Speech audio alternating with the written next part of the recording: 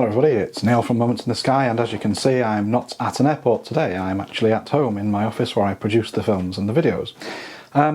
So I produced a video on Turkish Airlines on my voyage back from Istanbul to Heathrow last week, as you'll see coming up. Unfortunately, security was extremely tight, which I just naively hadn't envisaged, so to set up all my camera equipment and draw attention to myself was something that didn't feel right to do.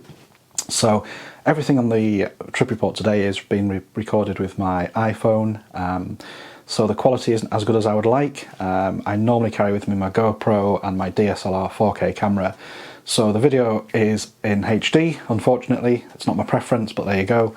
And the video is a little bit shaky, which I've tried to iron out in post-processing, but hopefully it'll give you a good insight into everything about Istanbul's new airport, the Star Alliance Gold Lounge, and the flight on Turkish Airlines itself, which was very impressive. So stay tuned, come with me, and let's see what it's all about.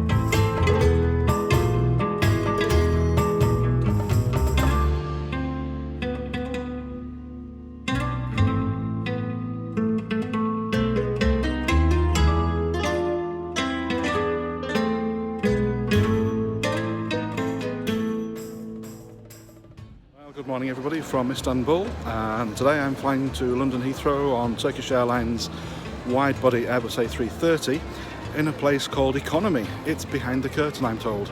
Only joking, I do occasionally fly economy. So today, as I say, flying to London on the Airbus A330, looking forward to it. Never flown with Turkish before, but as a Star Alliance Gold card holder I can use their new lounge here at the airport. And I wanted to try this new airport because last time I saw a review it had only just opened, and it wasn't really fully operational. It now is. Understandably, security is very tight, and also yesterday a local bank was robbed, so security is extra tight because the villains are still at large apparently, so I shouldn't have. There we go, so let's have a quick look around the airport, and then from there what we'll do is we'll go and have a look around the what I hope is a really fantastic new lounge. The old one certainly was at Ataturk. So come with me and we'll have a look around.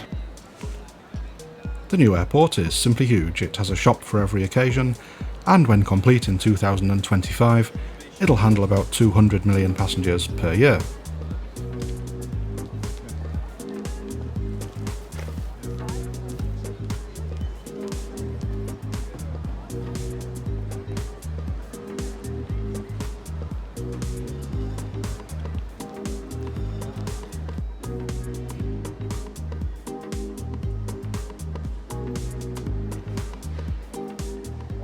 I'm here at the Star Alliance Gold Lounge at Istanbul's new airport, which has only gone fully operational within the last few weeks. It's been open for a few months, but a lot of the flights just hadn't started flying when the airport first opened.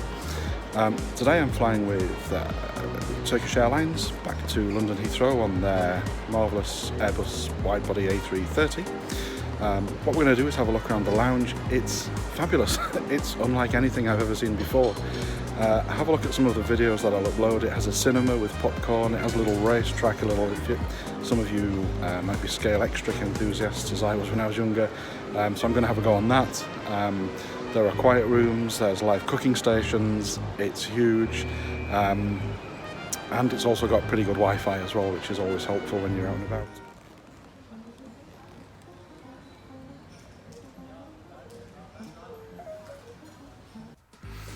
One of the first things that I recommend you do in the lounge is to scan your boarding pass to generate a Wi-Fi password. Whilst the lounge is great in many ways, I struggle to find a place to plug in and work. The lounge has Apple Macs but no additional power sockets. Likewise, there are plenty of places to sit, but power sockets are not easily located.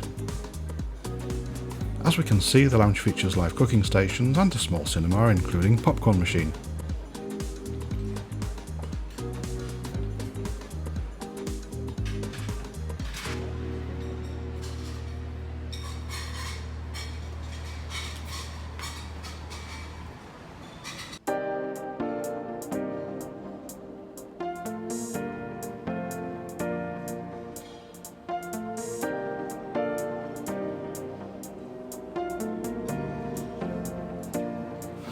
Soon enough it was time for me to head to the gate for my flight to London.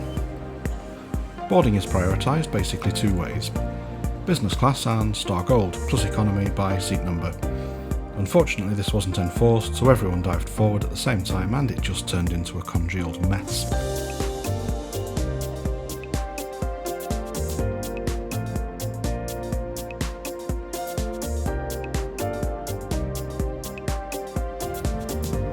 First impressions of the seat are good, lots of room in seat 8J, and the cabin, as you'd expect on a wide body, is spacious and airy.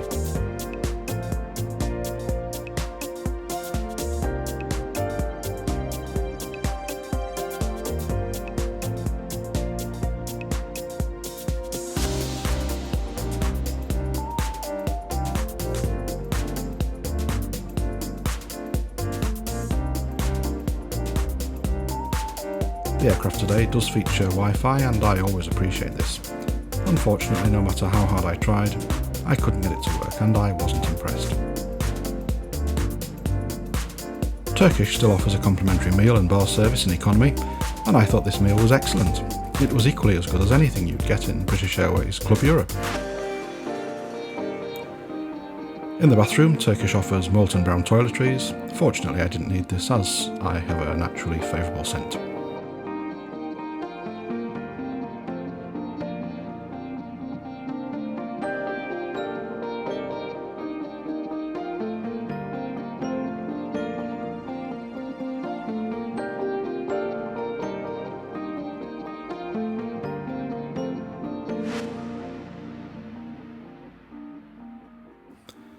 Looking at the in-flight entertainment, Turkish offers an extremely good selection of in-flight movies, live television from the news channels, as well as music. The screen is very responsive, as you can see, and sadly there was no Paul van Dyk today, however.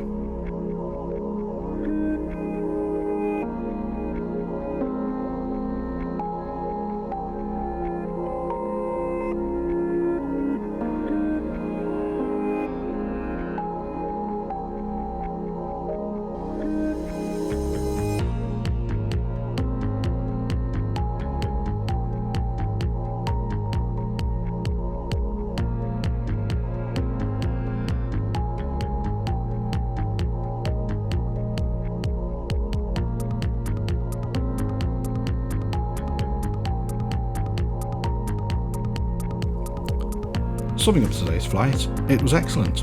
I paid just £79 for this one-way trip, and for that I was given a full meal as well as free in-flight entertainment, so I can highly recommend Turkish Airlines.